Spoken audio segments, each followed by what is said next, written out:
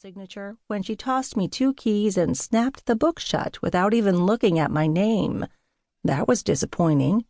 50 cents a night, dinner's at 6, stables around back. She frowned at us. Ah, the old spinster who ran the hotel, I thought, imagining her coming out here as a bride for sale, but having found no takers, she chose to run the local hotel. She would have a no-frills name, like Prudence, and a sour attitude to match. I paid her and tipped my hat and said, "Ma'am?" I'm not sure she heard me because she turned away as soon as she had my money. I looked at my key. Room 4. Yes, that sounded like a good number for the room of a gunman. I tossed Jeb his key, and he caught it mid-air, which I thought looked good. He went up to his room, while I checked on the horses. Norbert looked a bit unimpressed with our new status as the savvy, sage lone rider and his trusty steed. I led him and Cochise around back to the stables. Once I was sure they were taken care of, I headed up to my room and dropped my satchel on the bed. The room was neat and clean.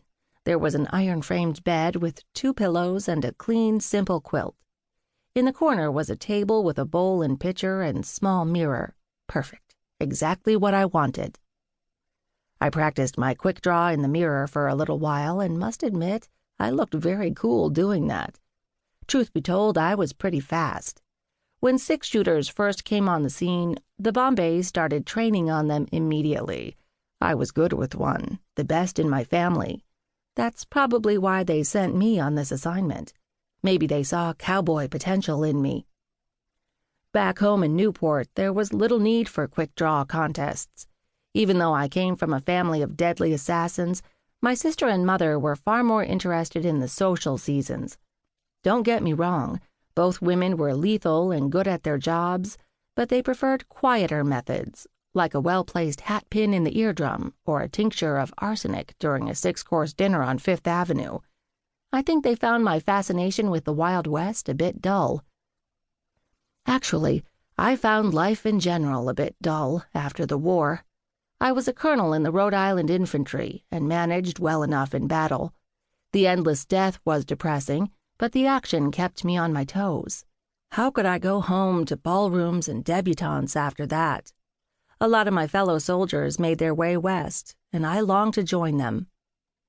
I thought maybe I could set up a base here, build a house, something with a big hitching post outside and lots of antlers inside. The more I thought about that, the more I liked it. Norbert came from a circus in Virginia. He was a trick pony who came when called, had no issue with gunfire, and really looked the part of a cowboy's horse. A gorgeous paint. I wanted him the moment I saw him. Since we started riding west, however, he became somewhat less enthusiastic. I ran into Jeb in Illinois just before crossing the Mississippi into St. Louis. It was a nice reunion in a hotel tavern. Jeb had been down on his luck since the war ended. He'd been an excellent rifleman and missed the action, so he'd decided to go out west and try to make a new life for himself. When I mentioned that I was going to Texas, he leaped at the chance to go with me. I liked the idea of having a partner for the ride. I told him about my interest in cowboys, and he managed to control his amusement. Apparently, I'd been well known in my unit for all the dime novels about the Old West that I read. I'd be lying if I said I didn't have a couple in my saddlebag even right now. The morning wore on, and I made my way downstairs to the dining room to meet Jeb for lunch. The room was filled with normal-looking folks, much to my disappointment. I was about to ask my server where the cowboys ate when I spotted my target. Marshal Figgins was a large, muscular man.